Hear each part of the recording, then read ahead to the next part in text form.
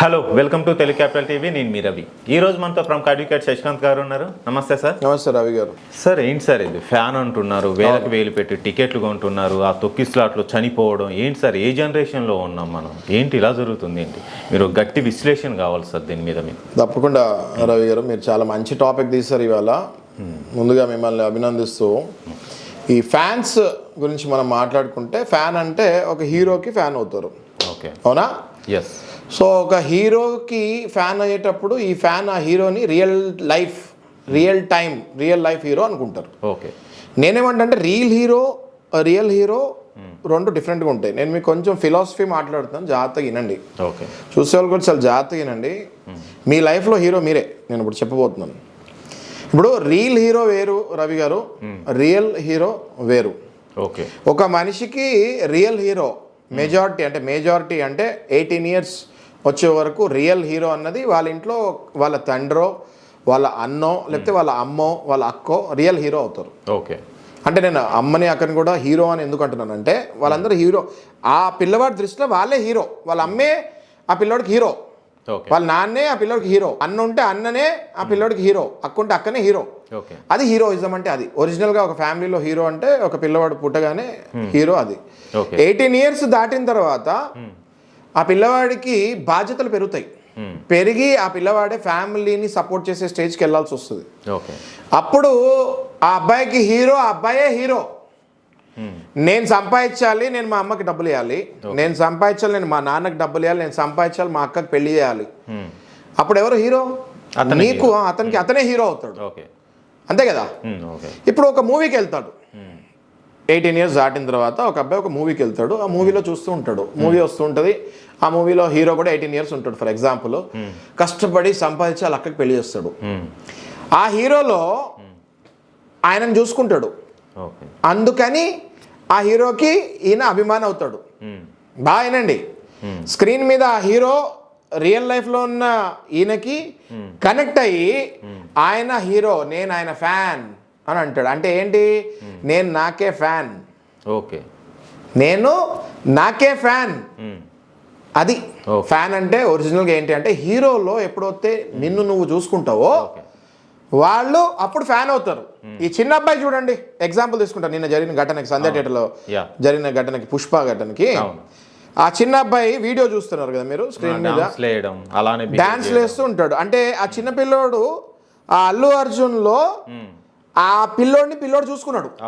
అందుకనే సేమ్ అల్లు అర్జున్ లానే డాన్స్ చేస్తున్నాడు, స్టెప్స్. అది అంటే నేనే అల్లు అర్జున్ అని ఫీల్ అవుతున్నాడు. అందుకనే ఆ అబ్బాయి ఆ అల్లు అర్జున్కి వీరాభిమానం అయిపోయి ఫస్ట్ డేనే నేను చూడాలి, నా మూవీ నేను చూడాలి, అది నా మూవీ, అందులో హీరో నేను అని అనుకొని చూడాలి అనుకున్నాడు. అందుకే ఆ తల్లి, ఇప్పుడు మీరు చూడండి, ఎవరైనా పిల్లలు ఇట్లా అనగానే సేమ్ అల్లు అర్జున్ అంటారు. అంటే ఆ అబ్బాయి ఏంటంటే నేను అల్లు అర్జున్ అయిపోయా అనుకుంటాడు. అలానే బిహేవ్ చేయడం, స్క్రీన్ మీద నేనే వస్తున్నా అనుకుంటాడు, స్క్రీన్ మీద అది నేనే అనుకుంటాడు. సో నేను ఫ్యాన్ అంటాడు.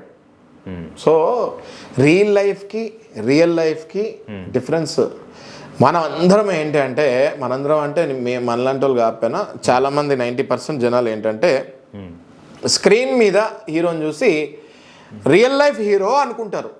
అది కాదు. రియల్ లైఫ్ హీరో ఎవరు? నీకు నువ్వే రియల్ లైఫ్ హీరో.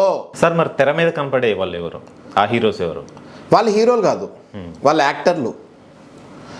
యాక్టర్లు. ఇప్పుడు పుష్ప 2 మూవీలో అల్లు అర్జున్ స్మగ్లింగ్ చేస్తూ ఉంటాడు. నిజం లైఫ్లో స్మగ్లింగ్ చేస్తాడు అల్లు అర్జున్? చేయడు. మరి మూవీలో చేస్తున్నాడు కదా, చేస్తున్నాడు. మరి పుష్ప 2 మూవీకి రియల్ లైఫ్కి తేడా ఉందా లేదా? Is actor, is not a hero, is actor. మన దగ్గర డెఫినేషన్ మార్చేశారు. అందరు యాక్టర్లే, తెర మీద కనిపించే ప్రతి ఒక్కడు యాక్టర్లే.